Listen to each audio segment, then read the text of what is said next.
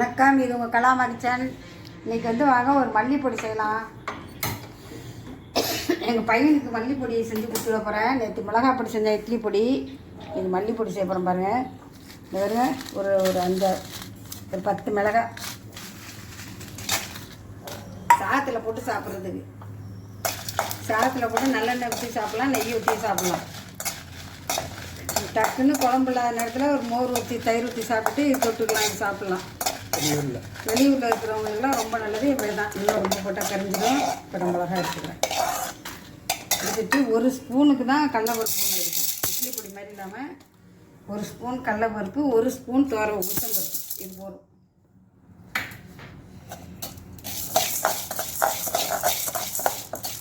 இந்த மாதிரி இது நல்லா சிவக்க வறுவிட்டு விட்டு பாருங்கள். இதை எடுத்துக்கிறேன்.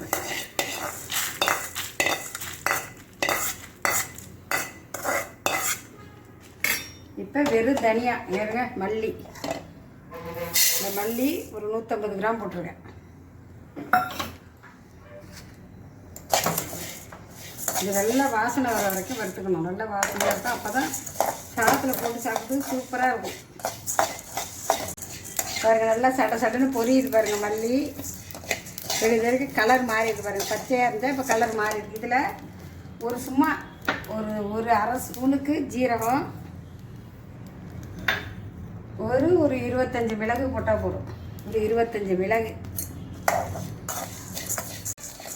இந்த பாருங்க, மல்லி நல்லா வறுபட்டுக்கிட்டு, இது மல்லி நம்ம பித்தத்துக்கெல்லாம் தண்ணி வச்சு குடிப்போமா, மல்லி தண்ணி, அது மாதிரி இது சாதத்துலேயும் போட்டு சாப்பிட்டா ரொம்ப நல்லாயிருக்கும். இப்போ மல்லி வறுபட்டுக்கிட்டு இப்போ இதை எடுத்து தட்டில் வச்சுக்கிறேன். இப்போ சாதத்தில் போட்டு சாப்பிட்றதுனால கொஞ்சம் உப்பு கூட தான் போடணும். உப்பு பத்தாம போயிடும். அதனால் அதில் இவ்வளோ உப்பு போட்டு மிக்சியில் அடிச்சுட்டு வந்துடுறேன். இப்படி அரைச்சாச்சு பாருங்கள். இந்த மிக்சியில் அரைச்சிட்டு வந்தால் சூப்பராக நைஸாக நல்லா இருக்குது.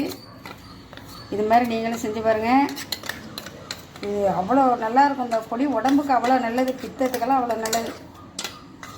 இப்போ இதுமாரி பொடி பண்ணி வச்சுட்டு இந்த மாதிரி வெள்ளை சாதம் இருந்துச்சுன்னா, வெள்ளை சாதம் சாப்பிட்றீங்களா, தெரியும், அதில் இவ்வளோ ஸ்பூன் போட்டால் போதும். போட்டு நெய் ஊற்றிங்க. இல்லை நெய்யோ இல்லைன்னா இது ஆவி நெய்.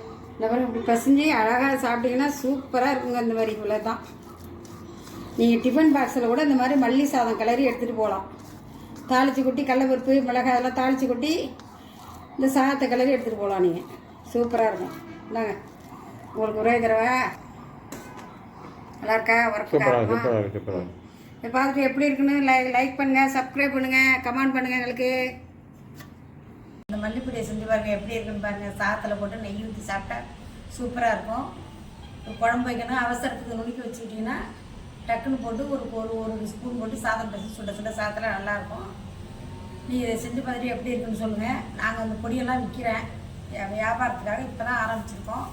ரெடி மிக்ஸ் இட்லி பொடி, இட்லி மாவு, இட்லி பொடி, மிளகாய் பொடி, மல்லித்தூள், பருப்பு பொடி, இடியப்ப மாவு, உப்புமா நெய், மல்லித்தூள், மல்லிப்பொடி, இதெல்லாம் நான் சேல்ஸ் பண்ணுறேன். இன்னும் உங்கள் கஸ்டமைஸ் உங்களுக்கு எப்படி தேவையோ, உங்களுக்கு டேஸ்ட்டு காரமாக வேணால் காரமாக, காரம் கம்மியாக வேணாலும் கம்மியாக, எப்படி தேவையோ நீங்கள் டேஸ்ட்டுக்கு எப்படின்னு சொன்னீங்கன்னா அதை பார்த்துட்டு நாங்கள் உடனே அது மாதிரி செஞ்சு தருவேன். எப்படி இருக்குன்னு எங்களுக்கு இது மாதிரி வாட்ஸ்அப்பில் கால் பண்ணுங்கள் வேணுங்கிறதுக்கு.